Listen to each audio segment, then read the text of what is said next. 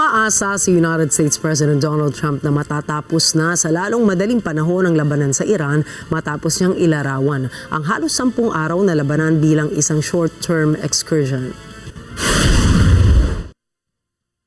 Mr. President, on Iran, you called it an excursion. You said it would be over soon. Are you thinking this week it will be over? No, Are you but talking soon. about days? I think so. Okay, and with respect Very soon. Look, everything they have is gone, including their leadership.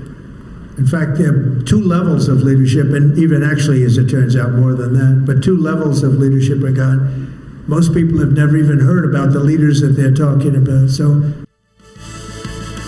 Nagbanta rin si Trump na magsasagawa ng mas malawak pang pag-atake kung patuloy na haharangin ng Iran ang shipping sa Strait of Hormuz na isang mahalagang ruta ng pandaigdigang supply ng langis.